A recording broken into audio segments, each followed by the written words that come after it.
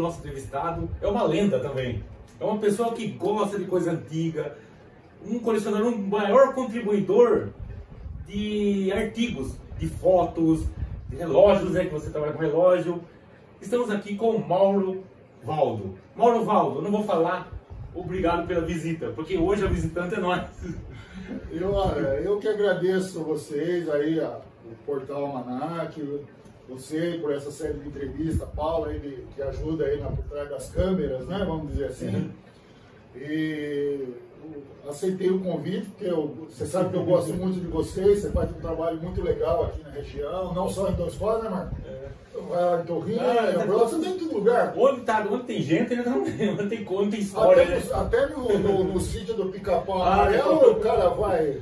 Então, você entendeu? Você tem uma ideia como foi o sítio do Pica-Pau Amarelo? Eu cheguei o primeiro dia, eu consultei pelo Google, como faz para chegar no sítio do Pica-Pau Amarelo? Aí cheguei, Guaratiba, você pega aqui, dá 50 km do aeroporto. Tá. E cheguei no sítio do Pica-Pau Amarelo. Primeiro pesquisei uma pousadinha que tinha ali perto. Uma pousadinha lá, coisa barata, sabe? Por que, Marco? Você gostava desse jeito? Aí, Por que, Marco? Qual a tua infância? Eu era fã. Como a infância de todo mundo, né? Eu era um fã do Sítio do Pica-Pau Amarelo. E a gente não perdia um seriado. Era meio-dia, depois tinha tarde. Eu adorava ver. Antigamente os programas eram mais instrutivos, era gostoso de você ver, né? Que nem Monteiro Lobato, quando ele escreveu, né? O Sítio do Pica-Pau, criou aqueles personagens que marcou a história, né, Marco? Até hoje você vê aí que isso é. E o Monteiro Lobato foi o nosso Walt Disney brasileiro, né? Sabe? Eu tenho duas pessoas assim, Marcos, que eu acho assim, a nível de Brasil, que contribuíram muito para a cultura, que é o Monteiro Lobato, que depois veio, era mais escritor, né? Mas que nem o Mazzaropi, vamos pôr o Mazzaropi. Pô, eu passei minha infância vendo filme de Mazzaropi, Cine São Paulo, em Mineiros, quando eu morei numa época em Mineiros.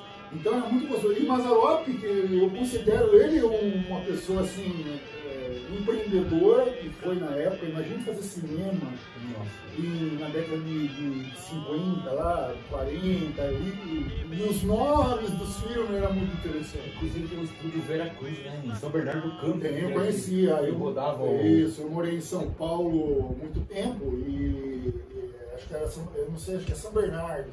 É São Bernardo mesmo.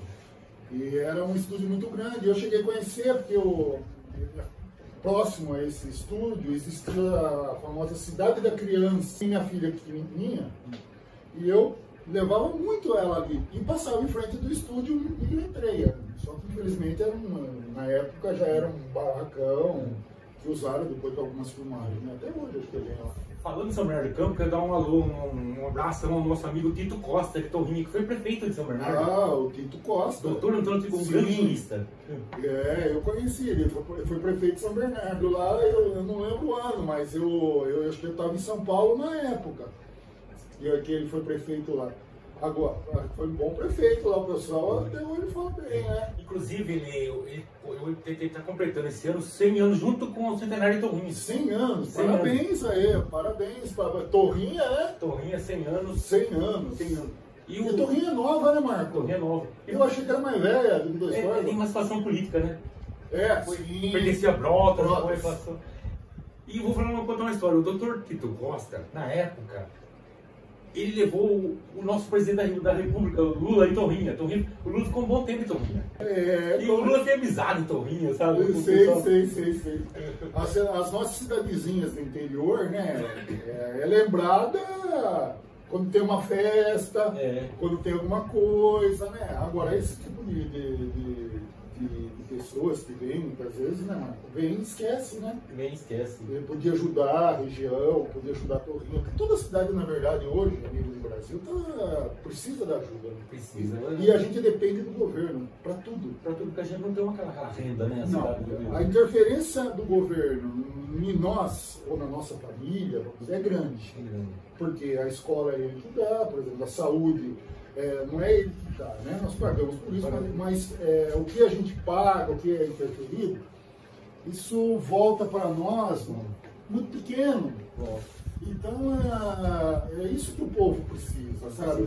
Precisaria ter um retorno melhor do dinheiro que a gente investe. Mas porque eu acho que uma boa fatia do bolo, que é arrecadação local, eu acho que vai para a União, né? Isso vai para o estadual e federal, depois que eles repassam para a gente. Sim, chega para nós aqui um pouco, né, mano? Chega uma quantidade muitas vezes insuficiente. E além disso, depois tem o mau uso quando chega esse dinheiro aqui de uma obra que é mal feita, do material, de uma licitação, né? Não vamos entrar no jogo político, porque a licitação não vai longe esse negócio político. Né? Voltando no assunto pica-pau amarelo. Tudo bem, cheguei lá um dia. Cheguei lá, 2 km da pousada. A casa tá no meio do mato. E aí eu entrei, eu vi tudo, tirei foto, filmei de fora da casa. Depois fiz amizade com a Marlete Galdino. O que é? O pai dela tem um restaurante encostado com o pica-pau amarelo. Olha só. Aí que eu falei, depois de uns tempos ela falou, Marcos, aqui eu pegar um contato, eu comprei o sítio. Olha só. Eu falei, nossa, Marlete, comprei. Não comprou, porque lá, Mauro, é área de marinha. Não então tem dono é concessão. É concessão, eles compraram, eu acho que não é compraram, acho que é um negócio que fica pra... Não tem uma escritura ali. Tô entendendo. Sabe, é uma terra assim que você compra a posse. Compra a posse da... É área devoluta, acho que chama, né? Fica pra pessoa... que pertence a ele não tem interesse, vamos supor. É que nem colônias da FEPASA. Você entendeu? Aí o que ela fez? Ela, só devagar, ela foi restaurando, a gente montou um grupo, uma ONG do Amigos do Sítio, inclusive eu sou presidente da ONG. E a gente arrecada os fãs, manda as... E você está lá desde o começo, então? Desde o começo, desde 2016. Eu cheguei lá, não tinha um dono lá, não tinha um proprietário lá que... Desculpa falar, mas ele era meio relaxado, né? Sabe? Hoje manter um patrimônio rural, assim, mas você já viu aí, a gente já foi em algumas fazendas junto. E você viu como é difícil. Não é fácil. Para a pessoa manter um casarão, uma casa de menor tamanho. E sem ajuda ou sem um incentivo, não vai. Por exemplo, lá vocês criaram uma organização de amigos. De amigos do Porque sítio. ajuda de governo, de uma prefeitura, um vereador ir lá, ele vai. No momento que você vai dar uma festinha, que para ele aparecer, mas fora isso não tem não. Só tivemos um atrito com a Rede Globo. Por quê? Começamos a fazer. Eles são direito demais. Aí apareceu um lá. Acho que é tal de Milton. Chegou lá. Não, até que foi camarada com nós até. Ele falou, viu?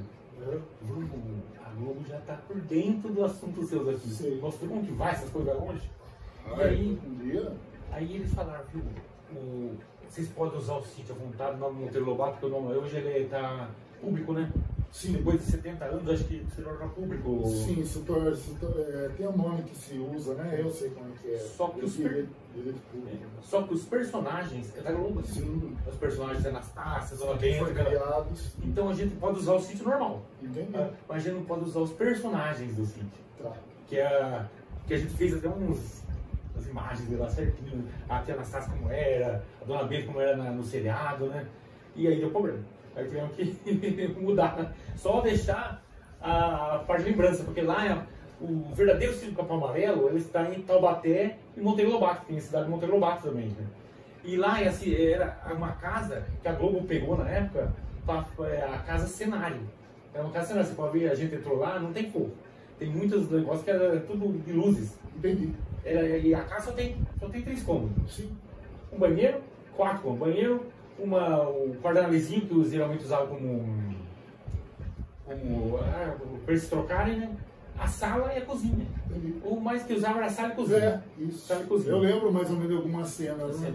E a Caverna da Cuca, Laboratório do Visconde, era tudo na Cinelândia. Entendi. No estúdio da Cinelândia. Entendi. E ficava no Rio de Janeiro. É que para nós que assiste, parece que tudo ali, né? É uma novela, né?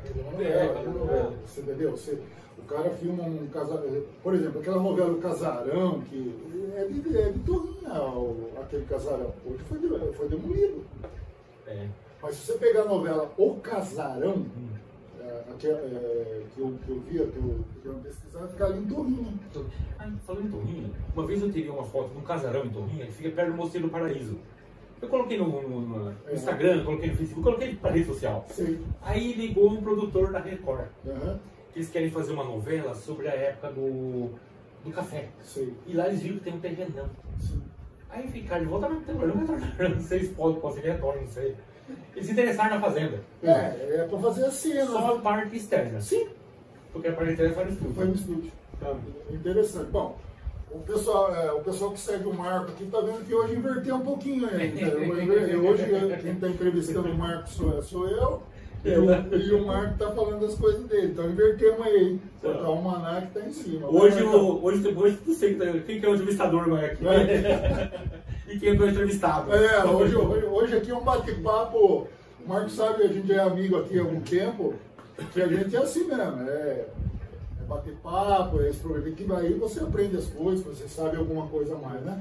Então, voltando sobre o sítio. E hoje o sítio, ele tá totalmente restaurado, não tá aquele grande espaço para ser dividido, né? Sim. Só ficou a parte da casa mesmo. Virou uma chácara, né? Uma chácara. E hoje é um lote, só uma casa. Aí, hoje não, hoje a Marlete a gente ajuda ela tá fazendo tudo, ela recebe visitas de escola, inclusive de pessoas do Rio de Janeiro ligam para mim como que faz para ir lá no Rio de Janeiro. Como que faz para visitar o sítio? Olha só. Aí eu passo o telefone dela, converso com a Marlete, ela sabe tudo, ela que é dona da proprietária, ela cobra uma taxinha lá para manutenção. A preservação é cultural, é isso. Né? Muitas vezes são pequenas iniciativas que você consegue preservar as grandes lembranças. Você está entendendo? Então, porque muitas vezes você não precisa ser, vou ter que fazer uma coisa monstruosa. Então você tem que começar ali, né? Devagarzinho, que nem você, que nem o meu caso, eu sempre falei para você, eu não sou um historiador, né? Eu gosto de pesquisar as coisas, e hoje eu tenho um acervo grande de foto, mas eu comecei com uma foto. Uma foto que me chamou a atenção, e dessa foto a coisa foi evoluindo. Por que não fazer isso? Por que não fazer aquilo? Por que não preservar isso? Você entendeu, Marcos? E eu notei, amor, que o seu trabalho aqui, tudo é um hobby, você é um hobby seu, você é uma... Marcos, na verdade é assim, eu vou fazer um breve resumo de como começou esse trabalho hoje de preservação eu chamo de preservação das histórias e das famílias de Dois Córregos. Por que Dois Córregos? Porque eu nasci aqui, né, sou filho de professora, meu pai era comerciante aqui, era um padeiro, seu Mário Valdo, a turma fazia bala de coco, que todo mundo até hoje, no passado, já morreu, meu pai já morreu em 2006, todo mundo ainda lembra e tal e coisa. Então, e meus avós também, por parte de pais, Marcos, são daqueles, vieram da Itália, meus avós, por parte de pais. Isso se estabeleceu em Dois Córregos. Os avós meus, por parte de mãe, vieram para Mineiros do Tietê. Então eu nasci em Dois Córregos, porque na época, acho que Mineiros não tinha nem Santa Casa. Nasci em outra cidade, mas eu fui. Eu morei um tempo em Mineiros, morava no sítio e tal. Então eu passei toda aquela história que hoje o pessoal conta, de ir descalço para a escola, de andar 5 quilômetros para chegar até a escola, né? Então, essa foto, vamos dizer que na época me chamou a atenção, era uma foto daqui que eu não conhecia. Não conhecia, não as pessoas da foto, é lógico que não, porque era uma foto de 1938, então lógico que eu não conhecia. Mas o que me chamou a atenção foi o motivo da foto. Era um grupo teatral de Dois Córregos, em 1938. Um cenário, muito bonita. E eu falei, mas, nossa, Dois Córregos teve isso no passado, né? No passado teve isso, e aquilo me chamou a atenção, Marco. Eu falei, poxa, onde que eu vejo isso? Onde eu procuro a história da minha cidade? Não o historiador nato que faz a pesquisa. Olha, Dois Córregos se localizam a 800 metros de altitude. Não é isso que eu queria. Eu queria realmente conhecer as pessoas que fizeram Dois Córregos. Que nem se você disse uma vez, tem historiador e pesquisador. verdade. Sim, o pesquisador ele vai um pouco mais fundo que o historiador. O historiador ele faz a sua fonte de pesquisa, você entendeu? Então ele tenta ir para mais próximo possível da realidade com dados. Com dados. Então ele tem muitos dados, né? Ó, o ano que foi feito a emancipação, o ano que foi feito apoio, politicamente falando, a separação da cidade, como você citou agora. Emancipação política. Então ele conta a história física, vamos dizer assim, geográfica, muitas vezes, do município. Mas eu queria saber quem eram aquelas pessoas. E como surgiu aquilo? Então eu fui para um caminho diferente das coisas. Tem a história de Dois Córregos, está bem estruturada. Nós temos aí vários historiadores em Dois Córregos, que se eu citar o nome posso deixar algum de fora, então, né? Nós temos vários, não temos um só. E que já contaram bem isso da cidade. Então já tá, vamos dizer assim, fechado esse ciclo. Mas então eu comecei a saber como, quem construiu. Das famílias, né? Isso. Que família que, por exemplo, se fala do maior o cinema, o Cine São Paulo. É o segundo cinema mais antigo do Brasil em funcionamento e tal. Tá, mas quem construiu o prédio? Da onde vinha a energia em 1911 para funcionar? Então era isso que me chamava a atenção. Era esses detalhes. Você está entendendo? Que não existem livros. Mauro, agora eu falo, será que Dois Córregos não é o primeiro cinema? O mais antigo? Olha, eu tenho minhas dúvidas, mas pela minha pesquisa também, e eu conversei um pouco isso com o seu Chico Teles, a gente chega numa situação que é o segundo. É o segundo. Tem aquele negócio assim, tem a dúvida. Tem a dúvida. Mas, porque existia o cinema mais antigo que o Cine de São Paulo, parou de funcionar. Então, por isso que quando a gente vai falar, não é o cinema mais antigo do Brasil. Não é o cinema mais antigo do Brasil, é o segundo cinema mais antigo em funcionamento até hoje. Porque alguns fecharam, né? A maioria. Eu morei em São Paulo, na época áurea do cinema, que você tinha os filmes, aqueles Grease, no tempo da Piantina, não sei o quê, que o cinema era lotado. Uma coisa que eu gosto é que eles mantêm ainda aquele projetor, né? Tem os projetores aqui ainda, então. O Toguinho já não tem mais. Não, o seu Chico é uma pessoa muito voltada a essa parte também. Então, como o Cine São Paulo é da família dele há muitos anos, não foi ele que fez. Ele pegou já. Ele pegou. Nós temos que agradecer isso ao Franciscone, ao seu Eugênio Franciscone. Ele era dono, você entendeu? Ele foi um dos donos. Então, o seu Eugênio vendeu para a família Teles, isso acho que, não vou lembrar o ano, mas na década de 50, creio eu, que era o pai do Chico hoje, né? E esses projetores. Aí tem a história do projetor, né? Que o projetor tem o Caio Paulus, é um eletricista, ele trabalhou muitos anos na Companhia Paulista, ele que arrumava esse projetor, porque não era uma lâmpada, ele me explicou lá, era que nem dois, vamos dizer assim, dois carvão que se tocavam e dava uma luminosidade extrema no filme. Então ele me contou como é que era, a dificuldade, porque com o tempo, os projetores antigos, não era simplesmente trocar a lâmpada. Não existia mais aquele determinado produto para fazer. Que nem válvula de rádio que não acha hoje. Exatamente. Você vai procurando, aí eles acharam uma quantidade, o Caio me contou essa história. Obrigado, viu, Caio? Ajudou pra caramba. Então, tudo aquilo, você entendeu? Mas saiu da cabeça, que nem o Caio me ajudou, então ele sabe a história, seu Chico sabe, mas você não sabe. Hoje o projetor está lá, se você chegar para o seu Chico e falar, seu Chico, como é que funcionava isso aqui? Ele vai explicar. Não explica. Explica tudo, aqui fazia assim, fazia assim. Então, é isso que é gostoso. Você está entendendo? Agora o cara chega lá e fala, aqui é o cinema mais antigo. Tá, e aí? Vai folhando, fica... E aí? Você está entendendo? Então, a preservação é tudo aquilo. Hoje você entra no cinema, as cadeiras são de madeira. São de madeira ainda. A pessoa vai no cinema de São Paulo, hoje você vê. Não. Você vai acertar um ônibus ali. Assim, o cara vai lá, é desconfortável você assistir um filme no cinema mais antigo, 2 horas. Nossa, não tem como. Você entendeu? Mas, vamos supor assim, os tempos mudaram. Mas tem que se preservar aquela cara. Preservar. Porque era assim que funcionava. Assim que funcionava. Eu acho tão bonito o cinema de Dois Cocos, que mantém aquelas cadeiras, aquele cenário, tudo do tempo do... Você pode ver que o cinema, quando o Sr. Chico fez a reforma, ele tentou manter mais original possível. Você entendeu? Lá embaixo tinha os ventiladores, né? Porque no ar-condicionado não existia. Mas você ia embaixo dos palcos, tinha os ventiladores monstruosos que jogavam o ar, né? Para a região do cinema.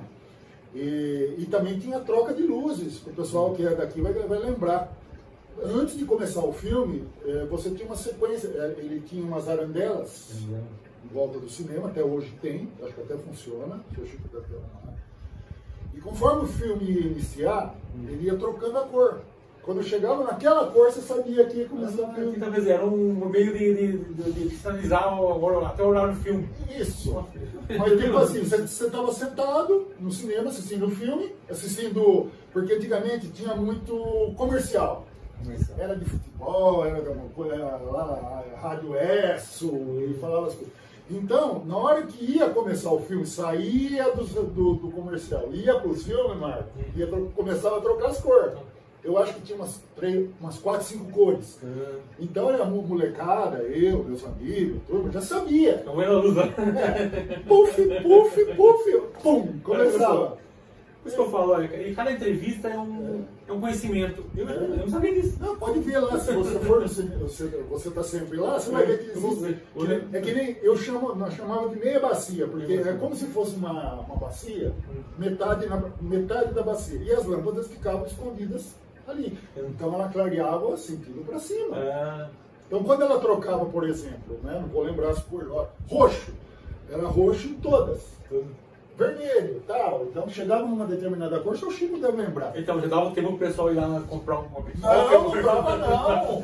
Não dava não. A pipoca era antes da Dona Maria lá na porta, que era a famosa pipoca com vinagre, molho de vinagre. Até hoje tem. Ela trabalhava muitos anos lá. Então você chegava no cinema, a primeira coisa que você fazia, você comprava o ingresso, comprava a pipoca. Porque lá dentro não se vendia pipoca, mas se vendia doce. Era bala chita. Nossa, bala chita. Pirulitos ouro. Nossa. Então eu lembro que nem hoje. Então são cenas da nossa vida, da minha vida, da vida de muitos outros, né, que eu tenho no meu grupo aí, que o pessoal comenta, olha, a pipoca era assim, o piruá, não sei o quê, chamava muito piruá, quando era moleque pedia piruá. Por isso que hoje a pipoca faz parte do pipoca, eu vou falar, eu tenho 60 anos de idade, não deixo comer toda semana, se não tiver pipoca em casa, não é. Você não tem que ter. Você pegou assim, um filme que é pipoca. Sim. Ele faz parte. É que nem hoje, né? Até hoje é assim. Em São Paulo, em todas as cidades do interior aqui que tem, você vê a pipoca. Pena que a pipoca ficou mais cara que o ingresso. Porque você come muito pipoca. Mas é muito caro, né, Marco? Hoje em dia, o pessoal perdeu um pouquinho a noção. E o cinema também, antigamente, ele era um meio de comunicação da cidade. Não tinha rádio, não tinha... Era o alto-falante da cidade, né? Sim. Notas de falecimento, nota... Tudo você conhecia pelo cinema. Eu lembro, na época, que existia... Tem um senhor aqui que chamava o senhor... Vou lembrar o nome, é muito nome, gente. Aguenta aí, porque é muita coisa para lembrar. Não, que é uma e ele trabalhava na FEPASA, na verdade na Companhia Paulista de Trens. E ele era mensageiro. O que era um mensageiro na época? Era que nem o correio. Vinha tudo pelo trem. Então muitas vezes vinha, que nos filmes era rolo. E os filmes, ele tinha uma duração para ficar na cidade. Viu, Marco? Não era assim que você podia deixar um mês aqui.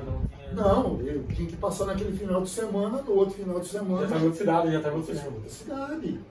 Você entendeu? Então o que acontece? Então chegava os filmes, o cara enfiava o filme embaixo do braço, vamos traduzir assim, e levava para o cinema. E aí já saía no jornal, o Democrático.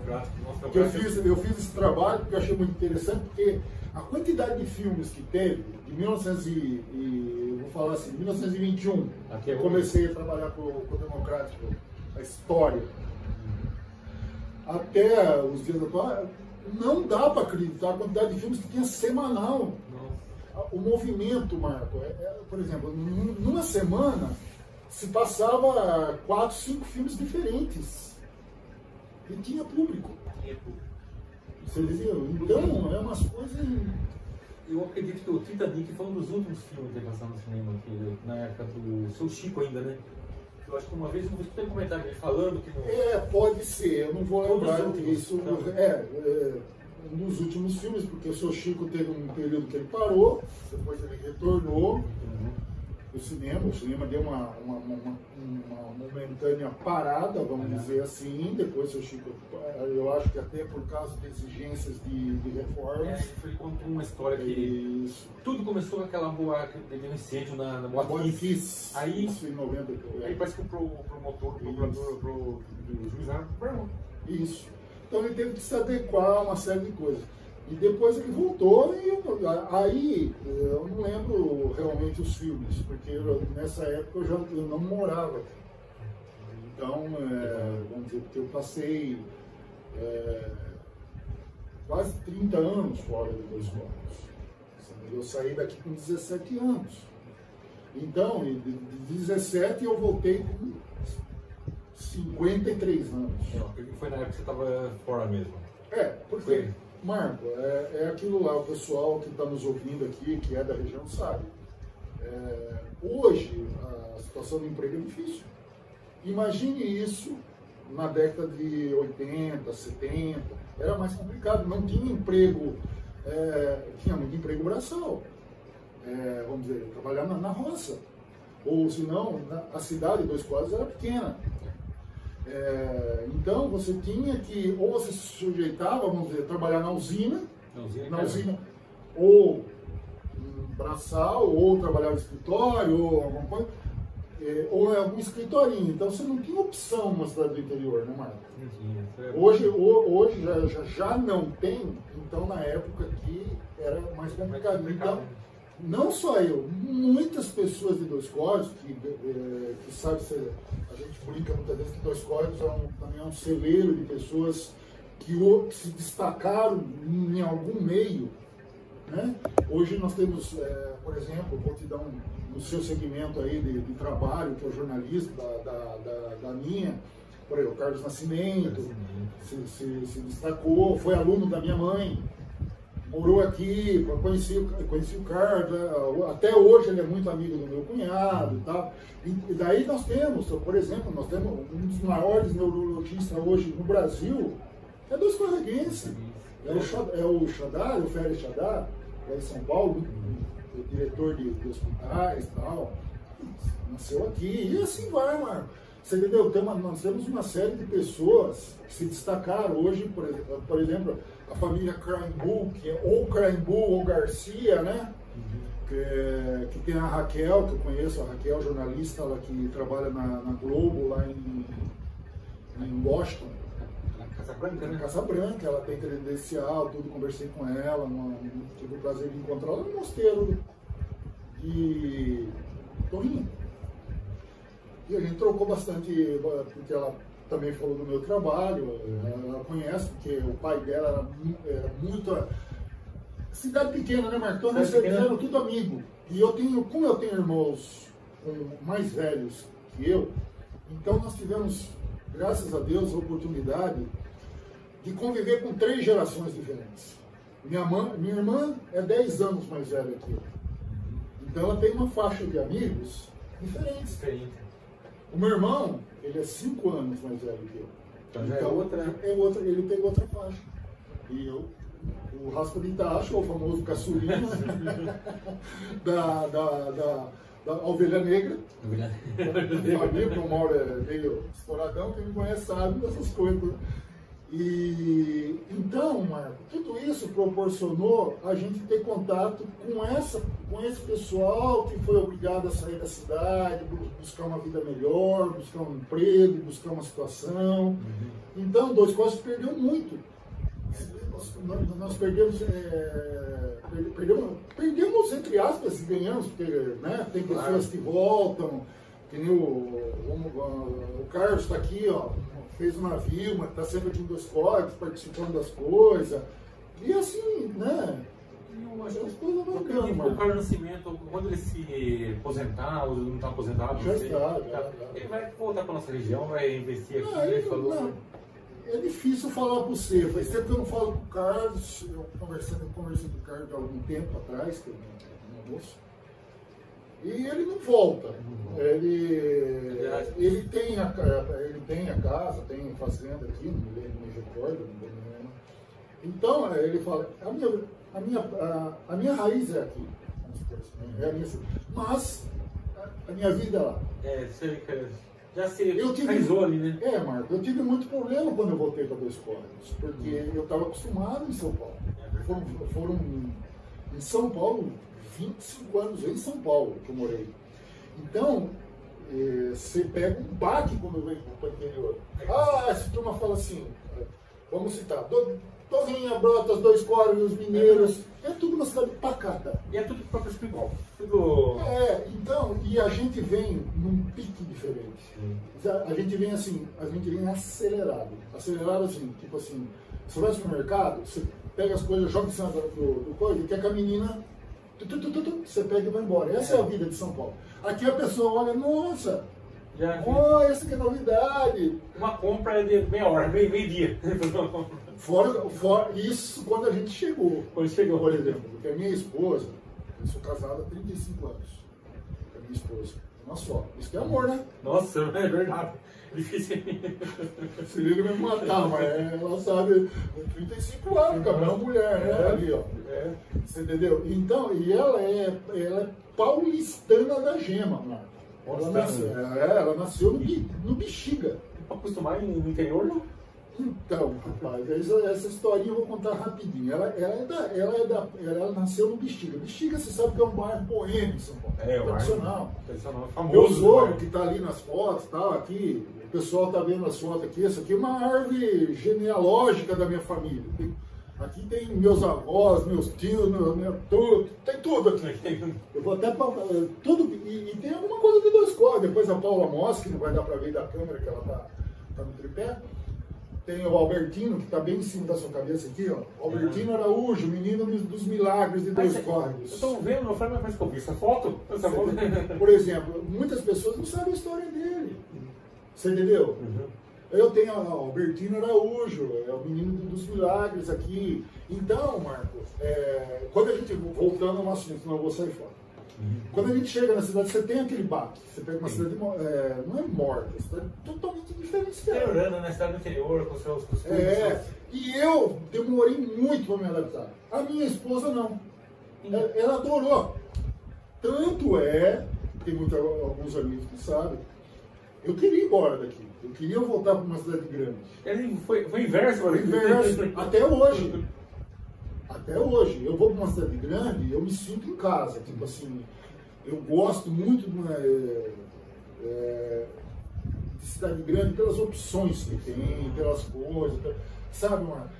E você vê numa cidade do interior, você tem um monte de restrições.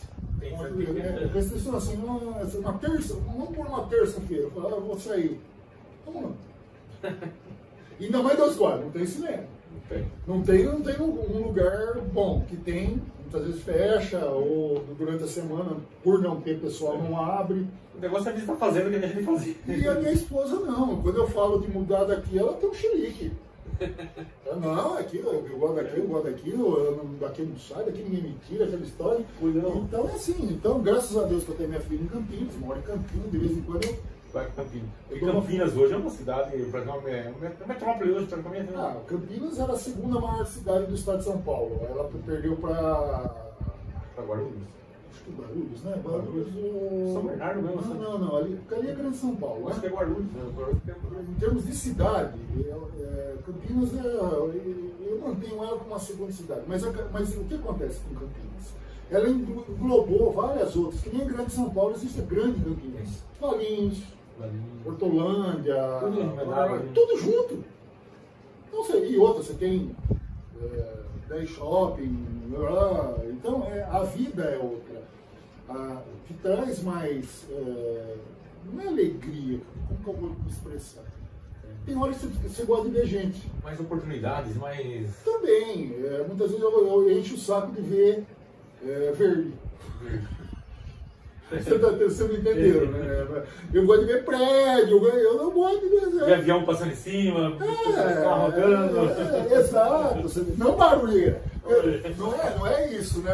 Aqui, por exemplo, que nem... eu gosto de ver gente, ver gente discutindo, ver gente andando de moto empinando, isso eu não gosto. Isso aí, né? Mas você vai, nós aqui, apesar de a gente estar vivendo todos na mesma época que eu falo, mas você vai para uma cidade grande, você vê o quê? Você vê pessoas vestidas diferentes, ou excêntricas, ou diferentes, né? Até você fala, nossa, que roupa bonita, onde será que comprou? Porque aqui a gente está mesmo na mesmice, vamos dizer, não é verdade? Com certeza. Você está na mesmice, então é esse tipo de coisa que me faz falta.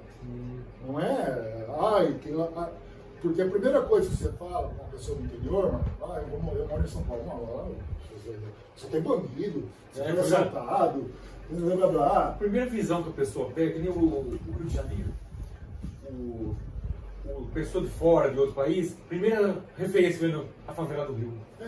As comunidades do Rio. Sim, sabe? Você vê, nós brasileiros não valorizamos o país que nós temos. Isso é verdade. Eu vou te dar um exemplo que qualquer um que está nos ouvindo aqui pode ver e constatar facilmente. Pega qualquer filme americano. Você vai ver uma bandeira americana no filme.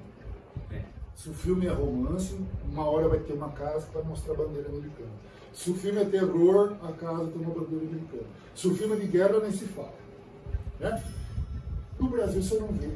Não temos aquele orgulho de ser brasileiro. Um puta de um país... Tem muita... Um país fantástico que é o nosso país. Pena que nós somos... Muitas vezes a gente é mal administrado. Não estou falando em termos municipais, mas em termos globais. Nós somos mal administrados. Mas isso aqui é uma maravilha. Não existe país no mundo. Eu vou trabalhar em Portugal. Vai. Vai trabalhar no Japão. Muita gente fala isso aí, né? Vai trabalhar. É lindo. Lá é lindo para conhecer. Na hora que você mora lá, a realidade se muda. Você entendeu, Marco? Muda. E engraçado, o Brasil tem tanta coisa bonita para visitar, não tem tanto lugar para conhecer. A nossa região mesmo tem. Tem, mas a nossa região tem. Só que vamos falar um pouquinho de turismo na região.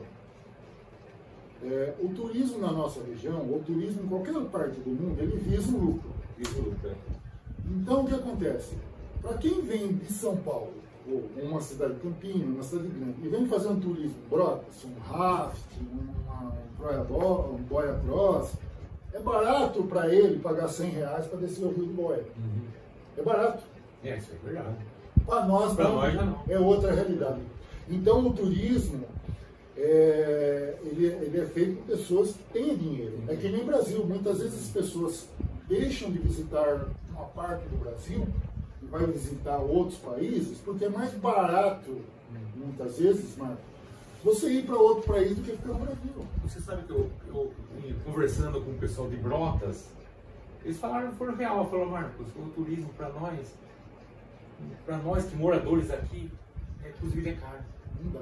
A gente não tem condições, você vai no mercado, o preço das coisas é caro, o aluguel é caro. Pra gente de Brotas, que mora aqui em Brotas, não é bom. Eu sei disso.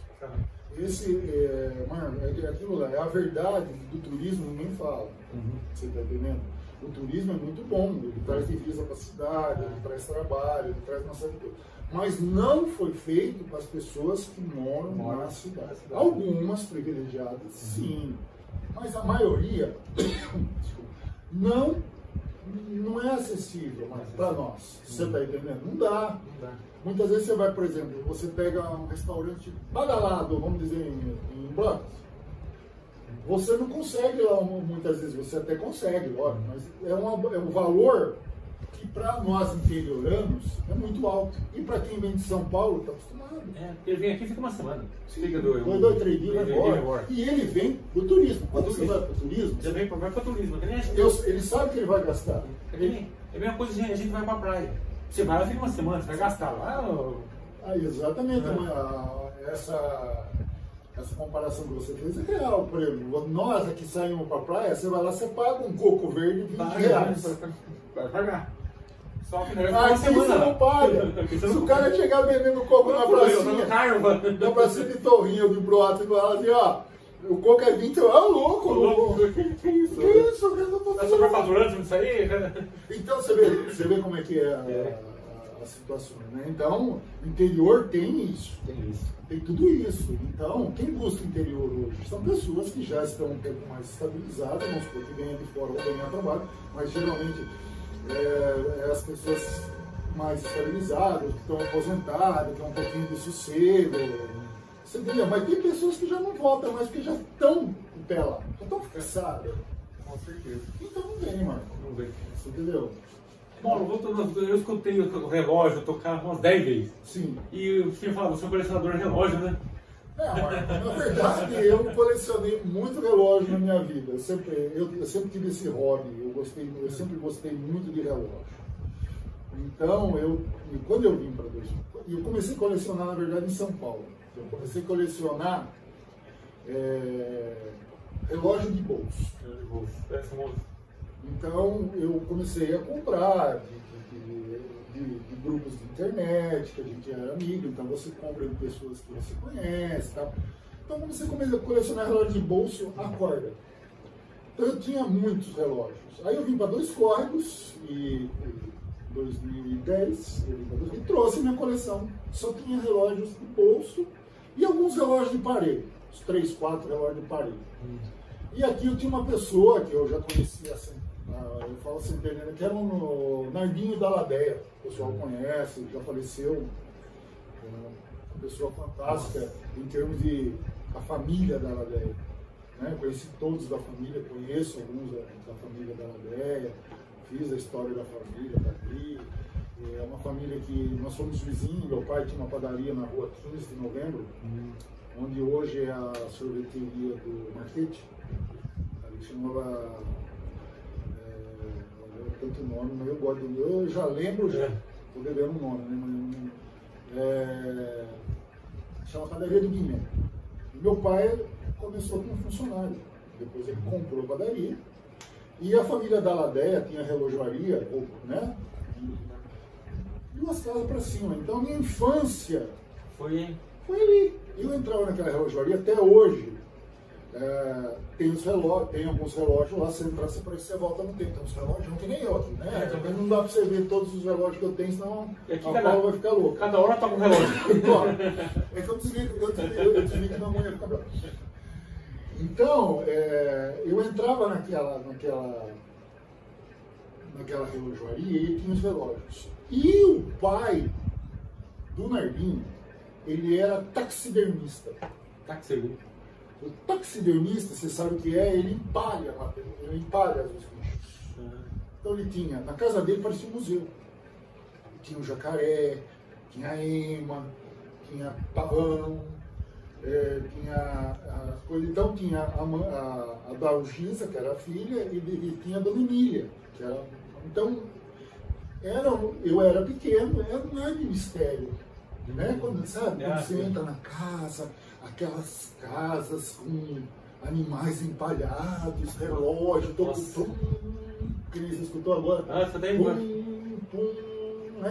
Então traz aquela nostalgia. Eu gosto de coisas nostálgicas. Eu gosto. Então, voltando aí, eu fiz coleção de relógio de bolsa. Um monte.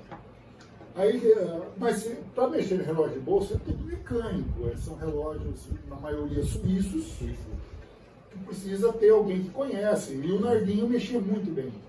Então eu comprava, ele arrumava. Essa pessoa mora em Jaú, mas é daqui, chama Norival Pérez, era um professor, seu Nori, foi meu professor. E ele também colecionava, ele comercializava também, mais comercializava do que colecionava. E eu comprei muita coisa dele, eu levava para o Nardinho arrumava, tá? Mas, com o tempo, o que acontece? É aquilo que a gente comentou lá de pouco, você não acha mais a válvula, você não acha mais o mostrador, porque esse é um relógio de 80, 100 anos, Então eu me desfiz daquilo e comecei uma outra coleção, com um relógio um pouco mais novo, da década de 70, 80, que tá embaixo, mas tem uma quantidade aí. Eu vou mostrar tem esses despertadores aqui. Esse é uma coisa tão... tudo que eu tenho, Marco, muitas vezes, tem uma história. Esse relógio tem uma história. Esse relógio sempre foi do meu pai e da minha mãe. Desde pequeno eu convivi com esse relógio e ele sumiu da nossa vida. Por mais de 20 anos. Por quê? Vou explicar se permitir contar essa historinha rápida. Esse relógio, eu lembro dele perfeitamente, minha mãe dando corda no relógio, meu pai, isso vem na minha mente direto. E esse relógio, quando meu pai e minha mãe faleceram, sumiu assim. Não demos falta do relógio, e isso ficou. 20 e poucos anos depois, até recentemente, eu fui levar um relógio no Nardinho. Ele estava vivo ainda, lógico. E comentando com ele, o Nardinho tinha uma mania de modificar relógio de despertador. Ele inventava uns mostradores doidos. Sei. Ele punha uns hominhos que mexia, ele punha um galinho que comia coisa. Ele gostava, ele pegava os relógios e fazia esse tipo de coisa. Ele tinha muito relógio. Despertador assim. Despertador. E um dia chegando lá, conversando com ele, eu falei, nossa, meu pai tinha um despertador. Eu falei, seu pai? O relógio do seu pai está aqui. Eu quase caí nas pernas. Por quê? 20 e tantos anos depois, ele falou, a relógio é do seu pai. Meu pai deixou o relógio para arrumar. E nunca mais foi buscar. Você deixou lá? Nunca mais. E eu tenho as fotos quando ele me deu, tá todo empoeirado, tem tudo aí. Eu fiz uma sequência. E ele falou, Tom, o relógio é seu. Né? E eu falei, não, você me vende. Não, pelo amor de Deus. Então eu falei, então vamos fazer o seguinte, você arruma o relógio. Dá licença. Você arruma o relógio e eu te pago o conserto.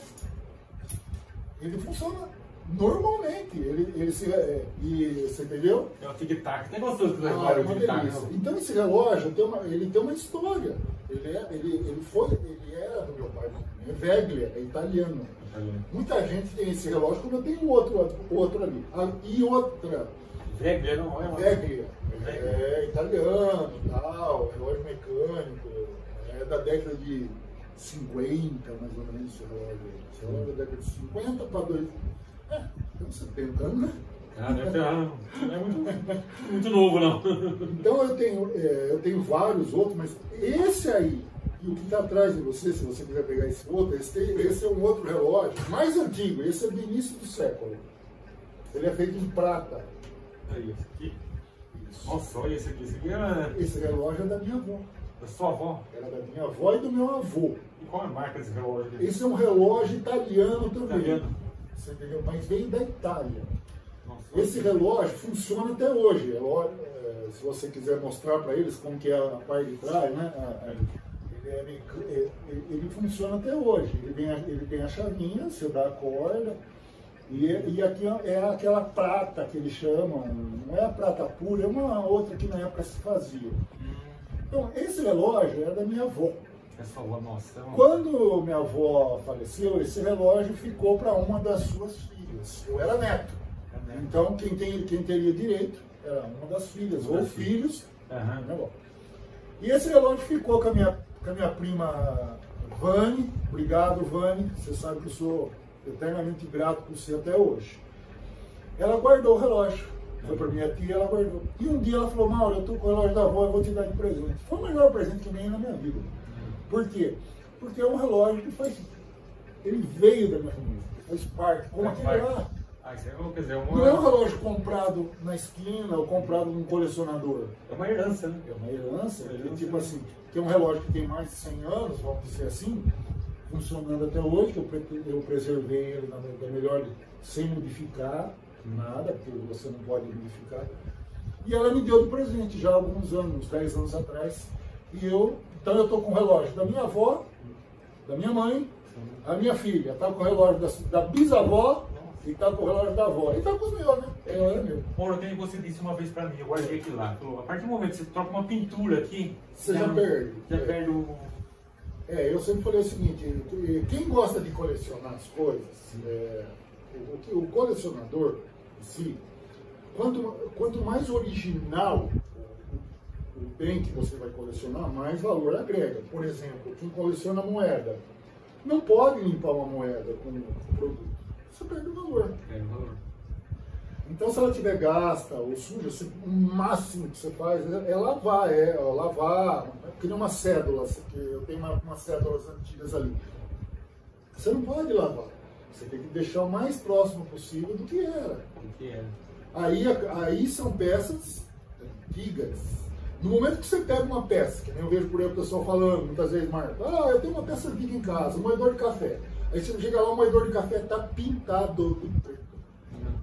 Ele já não é uma peça antiga, ela era antiga, lógico, mas ela é uma peça velha. Peça velha, já perdeu o valor. Perdeu o valor. Então, tem tudo isso. Então, Marco, voltando, quiser pôr ele aí, cuidado, se quebrar isso aí... Já nem... O carinho que você tem isso aqui... eu tenho carinho. Eu tenho, tá certo. Tudo que a gente tem na vida, que você conquista na vida, você tem que cuidar. Se você vai ter as coisas para não cuidar, não tem. Porque existe uma frase que fala assim, o difícil não é você conquistar, o difícil é você manter. Não é verdade, Marco? Por exemplo, quando você conquista uma casa, está novinha. Verdade. E daí 10 anos? Você entendeu? Então, eu mudei, e hoje eu mudei meu foco, hoje eu estou com outros tipos de relógio, é outra coisa, estou com relógio de parede, eu gosto muito de relógio de parede, mas aí eu aprendi a mexer com relógio de parede elétrico, vamos dizer, com antigos, da década de 70, quando começou a chegar as pilhas. Nossa, aquelas Rayovac do... Quando começou a pegar 70, década eu não sei quando chegou a pilha, pessoal.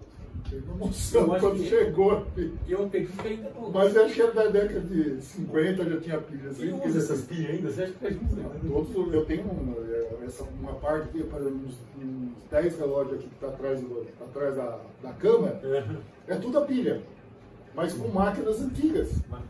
Ou alguns, infelizmente, as máquinas eu tenho que fazer um canibalismo, né? Você pega uma máquina que está com muito problema, você tira a peça daquela e recupera uma outra. Você entendeu? Então, porque eu evito de comprar peças assim. Hoje você compra todos os relógios que você compra hoje, por exemplo, para pôr na tua casa, são bonitos, números grandes. Mas é tudo chinês, né? É tudo plástico. É uma coisa... É um esquisito, não é como antigamente você tinha que... Não, você pega uns relógios desse, o material é outra coisa. Você entendeu? Você pega Então, é aquilo lá. Antes fazia as coisas para durar. Hoje não se faz mais para durar, infelizmente. Faz por boniteza. Tudo é bonito. Tudo é bonito. Não é verdade? Só que não tem a durabilidade que tinha uma coisa antiga. Verdade. Por exemplo, qualquer coisa que você pegar, não estou mentindo não, desde carro, hoje você pega um carro, se você encostar no carro, você amassa.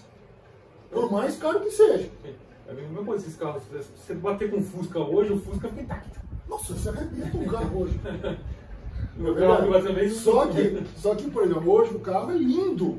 Né? Hoje tem carros aí, mas tem tecnologia embarcada, tem não sei o que, tem não sei o que lá. Então, Marco, as coisas eram antigamente, a lataria, que me falou lá, era tudo feito para durar. Hoje não, hoje existe tudo uma vida útil que a gente chama. Né? Então, hoje você compra um relógio, eu quero comprar um relógio. Como é que se chama? Você gosta de usar? Digital. Digital. Ou se não aquele outro lá que usa com o celular lá, como é que chama? Esse aqui também usa com o celular. O meu é corda lá, meu é corda. Aqui ele fala que esse celular aqui tem até um negocinho de pressão, de essas coisas, velho. Mas tem tudo. Então, o que você quer saber? É aquilo que eu falo. Muitas vezes as coisas vão se tornando chatas. Chatas por quê? Hoje, porque antigamente, Você, por exemplo, num carro, o carro tinha um problema, você tem que escutar o problema, levar para o mecânico e falar assim, ó, tá com barulho na roda da frente. Hoje não. Hoje o mecânico vai lá e ele coloca um chip lá que já fala tudo que o carro tem. Então perdeu a graça. Perdeu.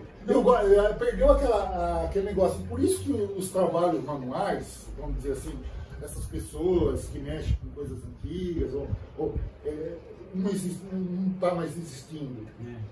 Afiar uma faca. Você lembra que antigamente tinha aquele pessoal que passava na rua? Afiar faca. Era gostoso. Virava uma roda lá, ou se não uma bicicleta de ponta cabeça. A bicicleta pedalando, e amolava a faca, arrumava a sua frigideira. Então, hoje não se arruma mais. Hoje você arruma, por exemplo, sua frigideira, sua casa quebrou, você joga fora e compra outra. É verdade. O mundo está sem graça. Tá sem graça. Mas que nem falamos sobre fotos, né? Hoje a foto ela é impressa, não é mais foto revelada. Hoje é digital. Digital. E você estava mostrando uma foto para mim de 50 anos. Mais. Tem taxa a imagem. E hoje a foto, você não anda, ela já está amarelando, está vermelha, está... A gente já conversou, né, Marcos? Você também é um entusiasmo de foto, também gosta muito de foto. Trabalha nessa área de foto. Trabalha, você tem mais conhecimento assim do material que é feito. Eu conheço as fotos. Por eu mexer muito com fotos antigas e ver a qualidade, a durabilidade de uma foto, não vamos falar de 40, 50 anos, não. Vamos falar de 70, 80. Eu tenho foto aqui, eu vou te mostrar depois se a Ana quiser. É uma foto de 1888, impressa. Tem os escravos lá. Os escravos estão na foto. Você está entendendo? Eu acho que é daquela fazenda. Não sei se dá visão. Essa é uma foto de 1886. É uma foto. Marco, nós estamos falando de 100 e tralalá de anos. Então, eu não sei o que eles faziam, a durabilidade é muito grande das fotos. Eu gosto muito de foto, tem um acervo muito grande, digital, porque você tem as fotos antigas, você precisa tomar muito cuidado também pela acidez dela. Se você deixar elas exposta sem ter um plástico, alguma coisa, ela amarela. Hoje não, hoje uma foto impressa, na minha opinião, me corrija se eu estiver errado, ela vai ficando vermelha. Ela fica mesmo. Você imprime, se você põe num quadrinho, ela vai mudando a tonalidade para o vermelho.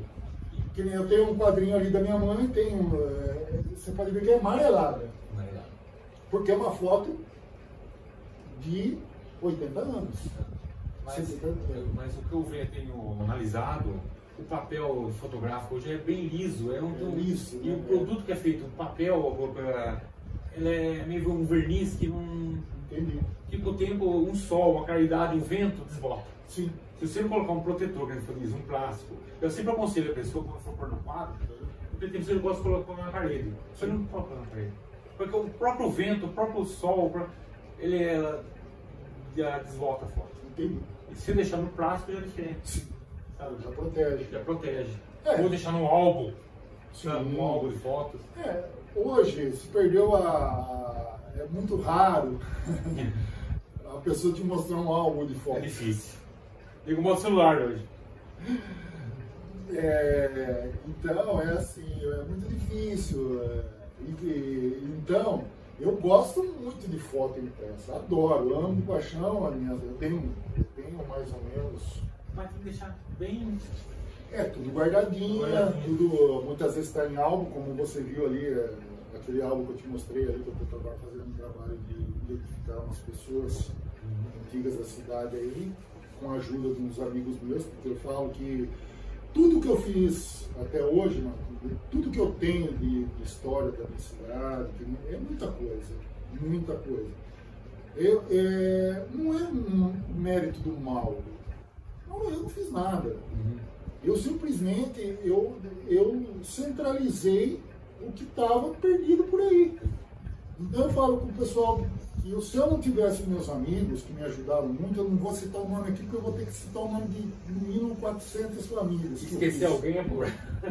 Mas quem me ouvir, que vai assistir esse vídeo aqui, esse bate-papo nosso aqui, Marco, vai saber que me ajudou, que mandou uma foto, que você entendeu, que preservou, porque sem as pessoas você não faz nada, Marco. Não faz. Eu brinco com as pessoas muitas vezes, falam, Mauro, parabéns pelo trabalho, né? Não sei o que. Eu falo, gente, o trabalho não é meu. O trabalho é de todos nós. Vocês são a linha. Eu só costuro o que vocês me mandam. Nesse ponto, chegou vários vereadores para mim, não, né, nessa legislatura não, porque eu não vou fazer um comentário, mas nas outras legislaturas, que eu mexi bastante com voto, eles falaram, Mauro, a gente vai fazer uma sessão de aplauso. Honraria. Honraria, eu falei, não quero, não aceitei. Não porque eu sou algum problema, porque não é meu. É de todo mundo. Então você faz assim, olha, amigos do grupo Dois Códigos, passado e presente, parabéns. Porque você é um guardião disso aqui. Perfeitamente. Bom, eu não sou o proprietário. Eu sempre falei, eu não sou o dono, mas eu também não, eu sou responsável. Então muitas pessoas, vocês que são jornalistas, vocês que fazem um trabalho, uma matéria, aí vem uma outra pessoa que está na casa dele, belo e tranquilo, e pega uma foto, pega uma parte da sua... E posta aquilo hoje nas redes sociais, ou comenta aquilo, como se ele estivesse fazendo isso. Ele conhecia. Então, isso me machuca muito, eu não gosto. Você entendeu? Certo. Então, eu tive vários problemas com pessoas aqui na cidade. Quem está me ouvindo sabe de quem eu estou falando. Eu já mando um recado mesmo. Porque eu acho o seguinte, é um trabalho, eu não ganho nada para isso, Marco. Você sabe. Nunca tive ajuda de prefeitura, nunca tive ajuda de governo federal. Tenho pessoas lá que eu sou grato, Elenir Paulucci, muito obrigado, me ajudou muito. Excelente pessoa. Me ajudou, você entendeu? Mauro, é isso. Ela não tinha, porque quando ela foi secretária, hoje ela não é mais, infelizmente, mas quando ela foi secretária de Cultura e Turismo, ela trouxe muita coisa para Dois Códigos, reviveu muita coisa, mas infelizmente ela não tinha fotos, porque no período foi tudo jogado fora. Os nossos não dá para citar nome, porque não dá para você buscar um culpado para aquela coisa, jogaram tudo fora. Que pena, não, uma coisa que... E graças a Deus, Marcos e amigos, né, alguém guardou alguma coisa. E eu fui lá e busquei. Pensei essas coisas. Você está entendendo?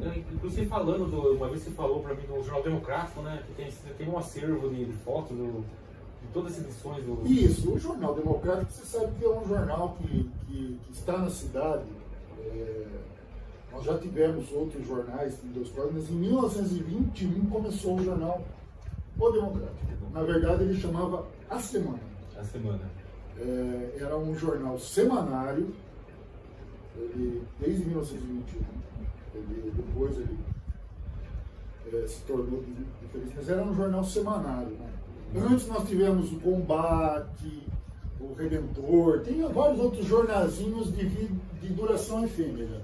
Efêmera assim, eu lembro, o Combate durou uns 3, 4 anos. Parou, fechou. Isso, por quê? Porque era uma dificuldade de se imprimir um jornal em 1900 e alguma coisa.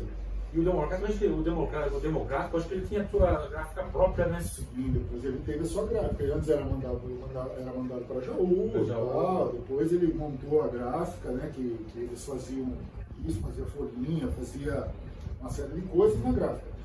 E o jornal, agradeço aqui publicamente ao Márcio Majeste, ao José Eduardo, né? Mendes Camargo, o doutor José Eduardo Mendes Camargo, que me ajudou a preservar isso. Isso estava perdido na usina praticamente. Estava tudo, não por falha de alguém, mas estava jogado numa casa, com umidade, uma série de coisas. Então foi um trabalho de 3 anos, meu. 3 anos. Foram 3 anos para recuperar o acervo digital, eu tenho todos.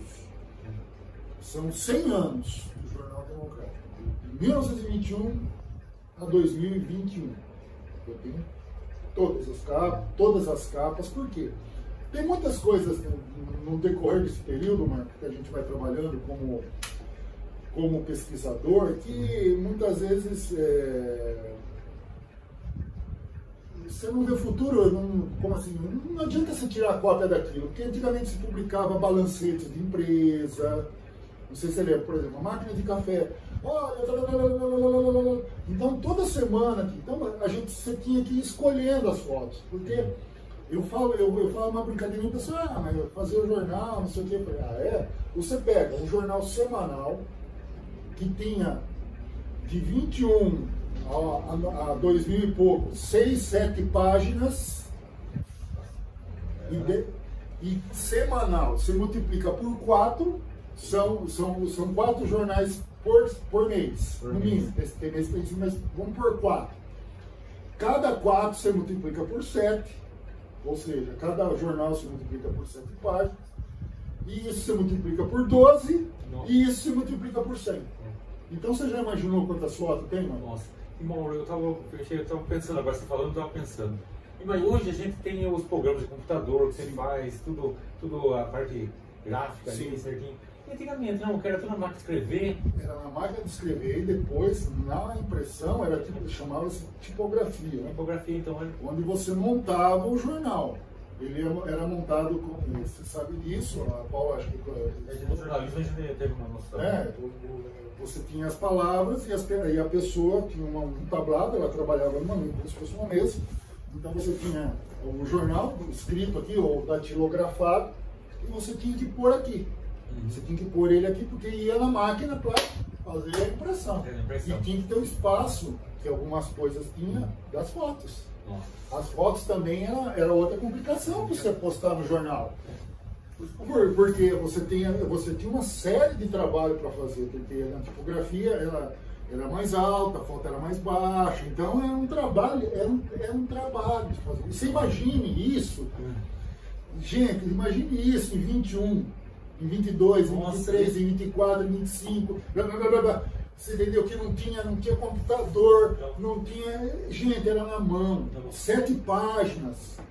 7, 8, tem jornal aí que tem 10 páginas, dependendo. Porque do jornal eu fico empolgado, vocês me desculpem, porque o jornal Democrático ele fez a história da nossa cidade de 21 agora. Com certeza. Tem tudo que você imagina. Então, quando eu pego para ler, é como se eu voltasse no tempo, porque primeiro a forma de falar. A forma de falar, não, desculpa, escrever. Então, se escrevia, nós tivemos várias alterações da nossa... Me ajuda aí. Não é da nossa língua, é da nossa escrita, né? Da vocabulário do cara. Quando eu era moleque, você aprendia paroxítona, minha mãe era professora, vivia. O que é uma paroxítona para mim? O que é isso? Eu tinha que responder para minha mãe. Esses dias eu até comentei o negócio né? E muitas vezes eu não sabia, né? Esses dias eu até comentei. A nossa língua não é língua portuguesa mais. A nossa língua brasileira já. Porque ela teve alterações, teve mudanças. Brasileirada, você fala, fora as palavras que são, né? Que se eu chegar para você e falar, Mar, o que é manga?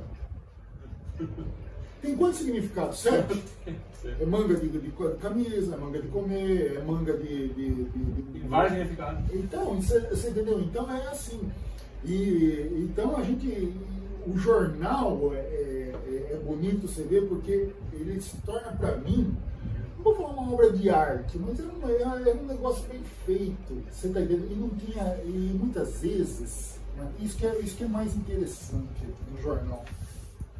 Se você tiver a oportunidade de pegar, se você quiser, pega algum aqui, você vai pegar um jornal de 1930, pega um jornal de 2022, ou 23. Os erros que tem de português aqui não existe.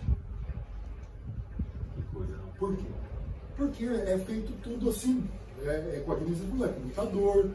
Hoje não tem um revisor mais Não tem. Quem revisa a matéria. Eu até brinquei com o Márcio. Essa vai para você, Márcio. Você sabe do que eu estou falando. Saiu um jornal, que o Márcio era diretor do jornal. E a manchete saiu errada. E ninguém percebeu, e nem ele. O pessoal não lê? Não, exatamente, eu chamei o Márcio.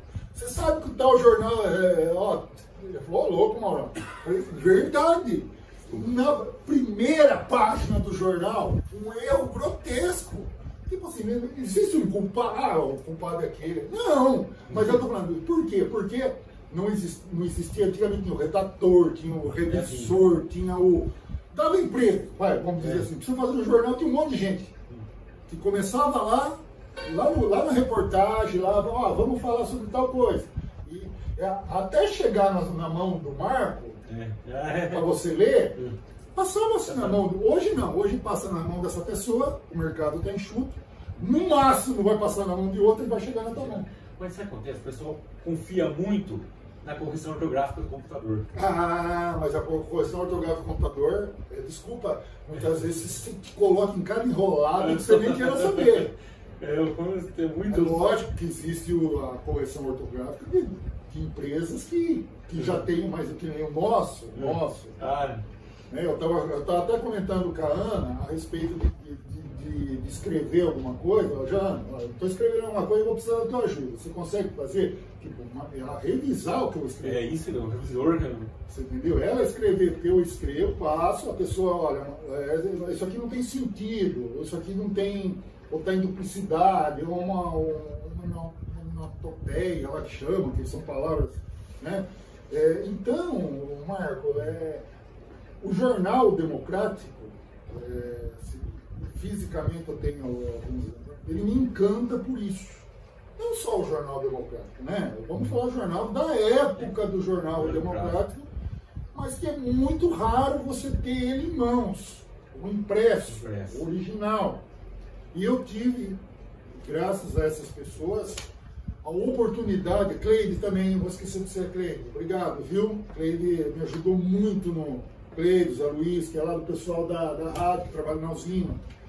Me ajudaram bastante nessa. Tem que agradecer a Cleide, que foi uma pessoa maravilhosa. Me ajudou bastante. Sem ela também não ia conseguir.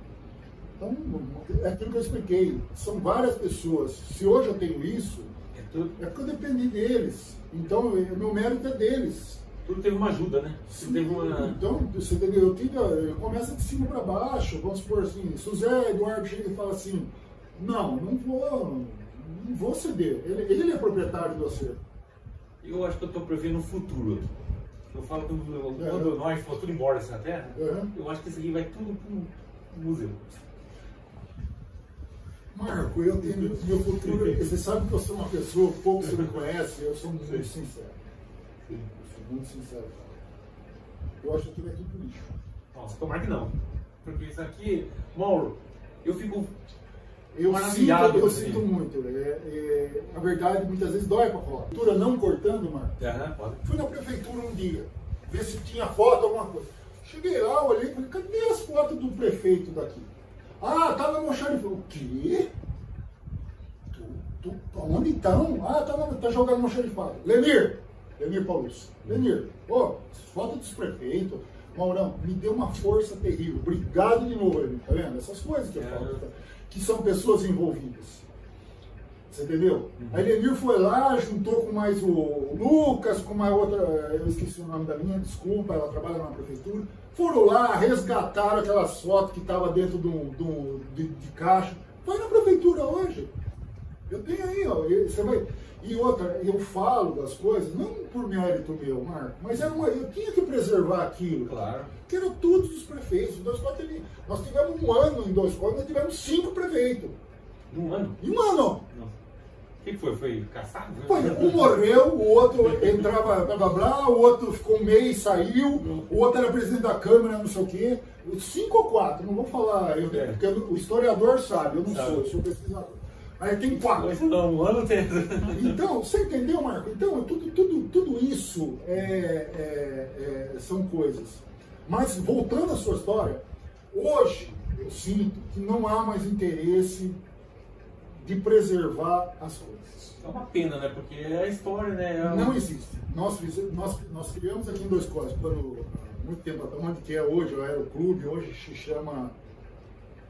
Me ajuda, meu Deus do céu. Não é o... Onde é o Aeroclube, a pessoa da minha idade inteira que eu chamo de Aeroclube. Centro Cultural. Mas não o do Nilson, não o cinema, não, o da frente. Da frente era uma eu não gostava de discoteca antes, era o clube... Não, clube recreativo. Clube recreativo. Mas você sabe quem fez aquele prédio? Que ano que foi construído aquele prédio? Então é isso que eu falo. Você entendeu? Por que aquele prédio está lá hoje? Ah, você vai lembrar da discoteca. Você vai lembrar que foi a Sociedade Italiana em 1900 que fez aquele prédio? Nem mais tem isso. Sociedade Italiana de Dois Córregos, em 1900. Aquele prédio foi construído. Nossa, aí eu acho que quem... Você entendeu? Em 1930 e pouco passou para a Aeroclube, porque nós tivemos o nosso avião. Nós tínhamos Dois Córregos, tinha avião, nós tínhamos avião nosso, com Aeroclube nosso, o pessoal sabe o que eu estou falando. Era um aeroclube, não é de passeio, treinava-se piloto. Tinha até um campo de aviação aqui, né? Tinha. Subindo para... Isso, então, nesse campo de aviação, Marcos, nós tínhamos o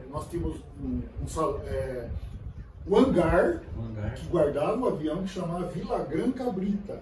Era um aviãozinho monomotor que hoje se encontra em Rio Claro. O aeroporto do Rio Claro está abandonado lá. O Márcio Mendes é uma pessoa que gosta muito disso.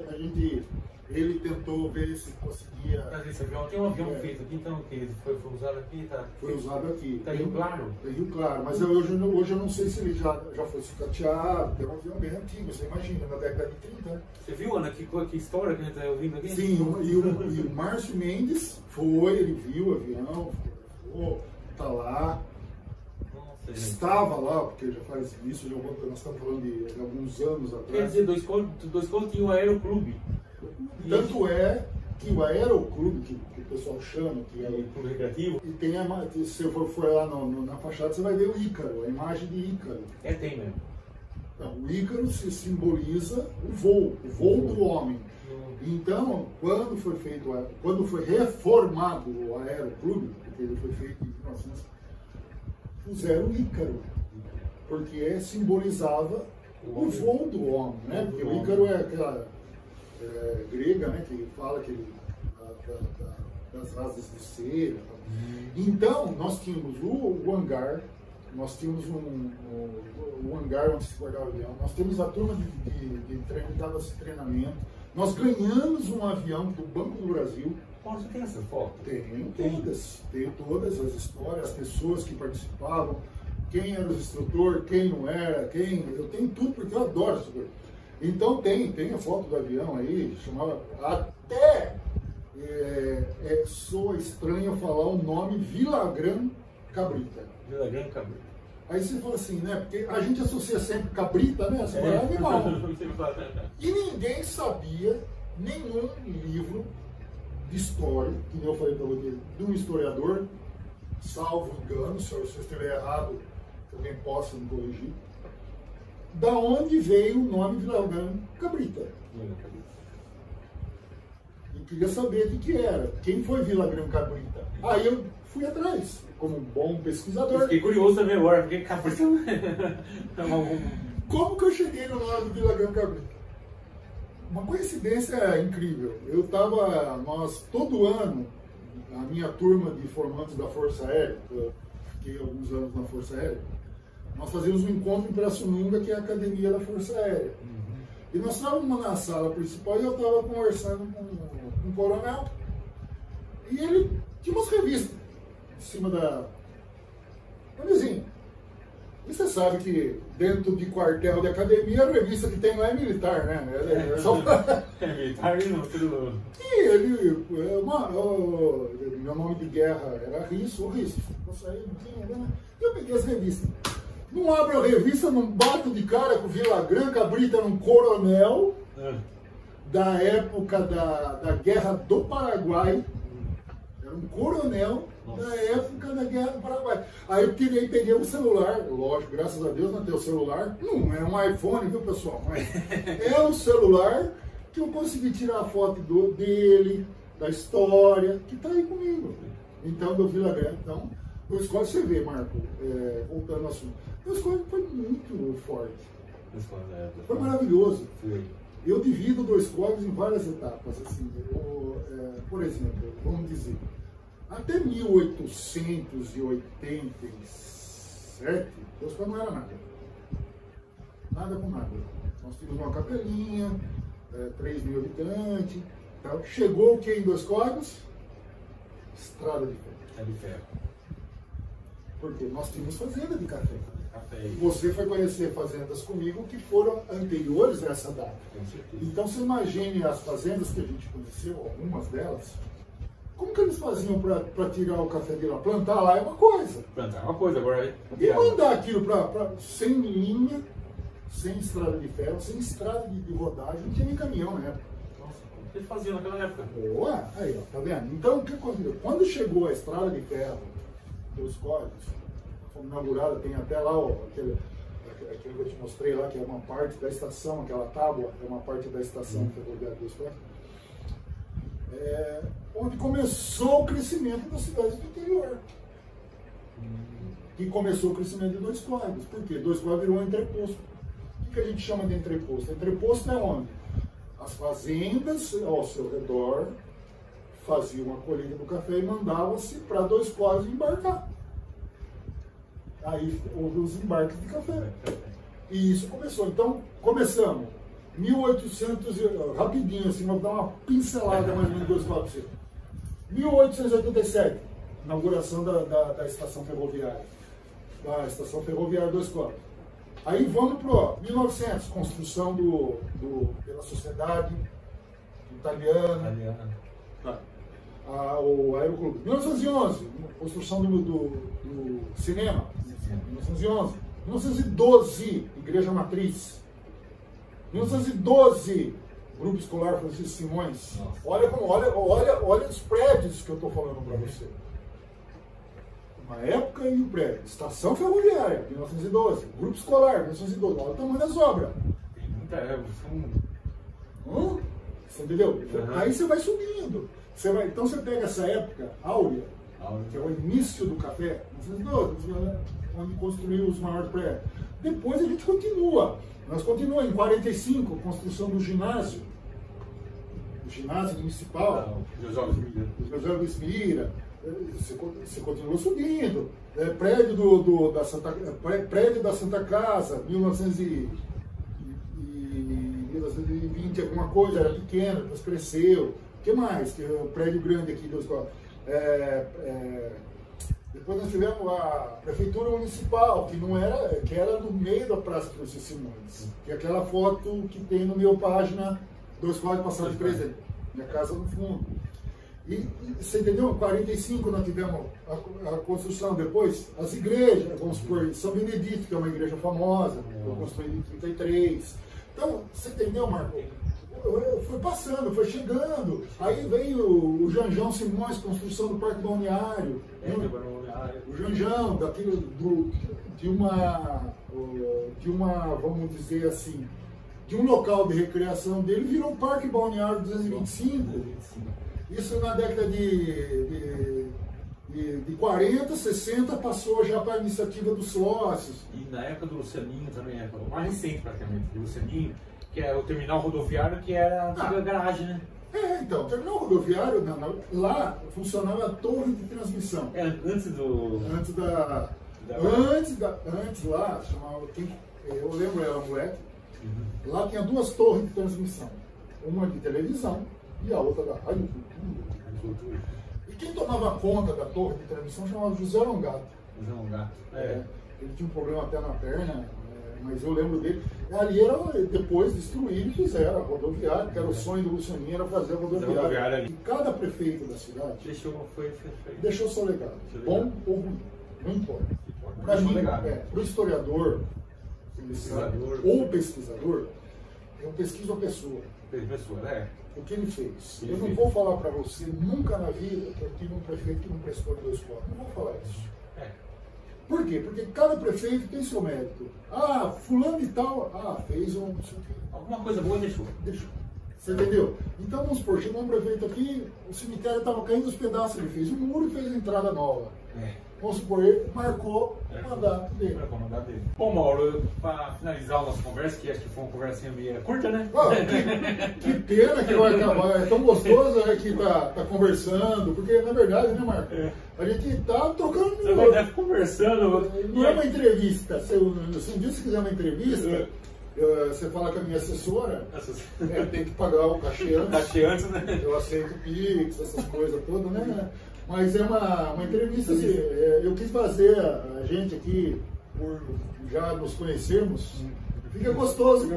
E aí quando você for ver já é 11 horas, daqui a pouco começa a tocar os relógios. É que eu falei pra você, tem muita coisa que eu preciso passar pra vocês que vocês não conhecem. E, né, de Dois Córregos, então é essa que eu quero que o pessoal que está assistindo o Portal Almanac, que vai assistir no YouTube, não sei o quê, entenda o seguinte, a diferença do historiador de pesquisar as coisas, de mostrar diferentes, coisas que você se perdeu pelo tempo, passou de pai para filho, de conversas de pai para filho, de histórias, de lendas, né? Por exemplo, lendas é muito famosa aqui, as nossas lendas é muito famosa aqui na cidade, que tem, né? Então tudo isso, Marco, vamos dizer assim, para mim, que me julgo um pesquisador, é muito importante. Claro. Eu falei infelizmente, rapidinho, antes de nós encerrarmos, que eu acho importante falar isso, que eu falei que nada do que eu tenho é meu, seria dos meus amigos. Eu gostaria de um dia, colaboradores, se Deus permitisse, e fora Deus eu preciso da ajuda do homem, infelizmente, era de doar tudo isso que eu tenho, um acervo municipal, né? Para um acervo, mas que esse acervo municipal fosse protegido. Não por um telhado, mas por uma lei. Que hoje você faz uma doação de alguma coisa aqui em Dois Córregos, essa doação não é catalogada. Então, quando eu falei para você, só para complementar o pessoal aí, que eu fui candidato a vereador, eu não fui para fazer, era para fazer exatamente esse tipo de trabalho, preservação das coisas, né? De ter uma lei municipal que preservasse a memória, que preservasse a história, porque eu falei, que nem você falou, você chutou lá na frente, né? 100 anos, como é que vai estar?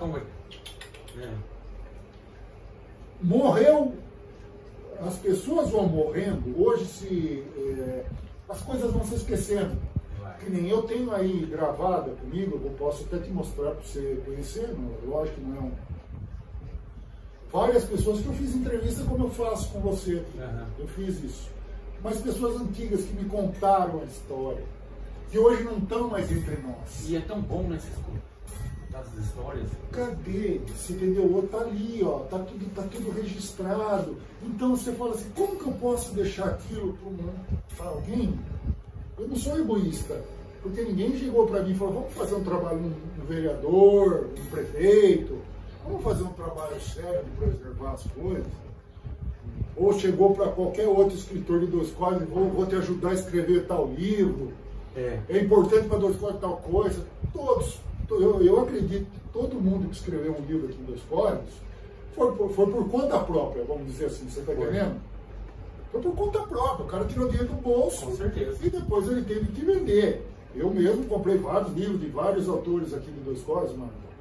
Então, só para a gente encerrar isso, eu fico aqui, primeiro agradecendo ao Portal Almanac, ao Marcos, à Ana, de me dar essa oportunidade de alguém que não me conhece, me conhecer, de alguém que possa me ajudar com alguma foto, alguma história, isso é muito importante. De deixar aqui para vocês o meu contato, se vocês quiserem conhecer o meu trabalho que eu faço aqui, meu hobby que eu faço aqui, chama Dois Córregos Passado e Presente, no Facebook. É um grupo privado. Tá? Não vai pensar que você vai chegar lá, vai ter 30 mil pessoas. Eu não quero seguidores, eu quero pessoas envolvidas ou que tenham lembranças, ou que tragam alguma vamos supor, um benefício, uma ajuda, na verdade eu falo uma lembrança, porque muitas vezes o meu grupo eu tenho hoje pouquíssimas pessoas, porque eu expliquei para você, Marcos, se você cria um grupo público, você cria uma série de problemas para você. De pessoas criticando, muitas vezes, lógico que você recebe muitos elogios e tal, né? Mas muitas pessoas que levam para o lado pessoal, muitas vezes das coisas, de algum determinado político, algum determinado padre, alguma determinada pessoa que consta, que faz parte da vida da cidade. Eu não falo nem história, da vida. E um grupo privado, você reduz essas pessoas para pessoas realmente que têm algum interesse, ou que viveu alguma situação, ou que conhecem meus códigos, ou que tem parentes que vêm visitar. Você entendeu? Eu tenho amigos em 7 países. Sabe? Que me acompanham. Você tem um cara, eu publiquei a foto, você vai lá e eu te mostro. O cara tá em Nova York. Em Nova York ele fala, ô Maurão, pô, que saudade de tal coisa. Ele tá lá, mas ele tá lembrando daqui. Então é isso que eu queria. Você tá entendendo? A função minha não é ter seguidores, não é fazer vidinho explorando as pessoas, não é criticando ninguém. Simplesmente é isso. Então por isso que muitas vezes eu rejeito algumas propostas. Porque não é a minha função de ter seguidores ou por um grupo aberto. Você está entendendo? Com certeza. É diferente no momento que você cria alguma coisa para comer. Então, o que eu faço? Eu reduzo meu custo para o mínimo possível, vamos dizer assim, e toco o meu trabalho. Você está entendendo? Sozinho e vamos que vamos. E o Portal Almanac me abriu essa oportunidade, como está abrindo aí para outras pessoas, que já foram, que vão ser entrevistadas, isso vai ficar na... Então, que nem você falou, o Portal Almanac, você vai atrás dessas pessoas, né, Marcos? De conhecer, tal. Você não vai atrás de pessoas de política, que vai falar de política. Não, porque o que acontece? Os outros meios de comunicação já estão massacrando. Então a gente quer mostrar ao povo. Mostrar para você que tem seu trabalho, maravilhoso trabalho que você faz aqui. Esse seu espaço aqui. Eu acho que eu ficaria 24 horas no lugar disso. Marco, é aquilo lá. Hoje eu faço e volto, senão a gente fica repetitivo, mas muito obrigado pela oportunidade que você me deu. E nós agradecemos. Paula, a Aninha sempre está atrás das câmeras, mas muito obrigado pela oportunidade, parabéns pelo trabalho. Deixa eu falar os parabéns para você. Eu espero que você consiga, com essas entrevistas suas, alcançar os índices maiores, que alcance, que o pessoal se dedique, que ajude. Não só eu, tem tanta gente aí que tenta fazer um trabalho legal, você está entendendo? De preservar. Então, parabéns para vocês. Espero que dê tudo certo, de coração. Você sabe que eu sou uma pessoa que quero o bem de vocês, que quero que...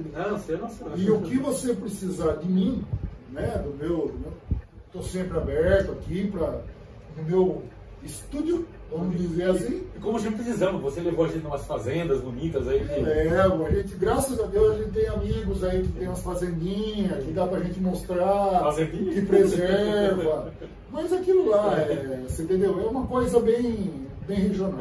Mas que nem você faz aí, fantástico, né? Você gosta mais das fotos, tudo isso. A cultura está no meu sangue, cultura, história. Acho que eu estou na área certa, porque eu fiz jornalismo e fiz história. Que é a minha área que eu... Você gosta bastante? Eu gosto muito de história. Agora você vai falar política, já? Mas infelizmente a política é um mal necessário.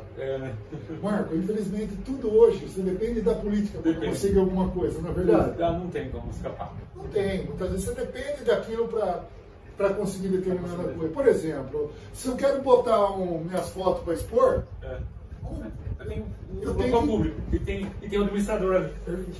Mauro, eu Eu agradeço a recepção. Imagine. Hoje não é eu agradecer a visita, porque nós somos visitantes hoje, como eu falei no começo. Vocês estão, a minha casa está sempre aberta para vocês, meu acervo, eu já falei para vocês que está sempre aberto para vocês, que vocês precisarem de mim, eu estou sempre aqui, à disposição, né? E obrigado, Marcos. E parabéns, porque eu quero agradecer você em duas coisas. Agradecer você pela pessoa que você é. Oh, muito obrigado, fico lisonjeado. Por essa riqueza que tem da cultura que tem aqui. Obrigado, aqui. Marcos. Fico lisonjeado e vindo de uma pessoa que você que luta tanto aí para manter a nossa cultura, as nossas lembranças. Eu acho que isso não tem valor. Tem valor. Bom. Então, Mauro, até a próxima. Obrigado. Eu vou voltar mais vezes, porque tem muita coisa para falar aí. Obrigado por tudo aí. Deus, viu?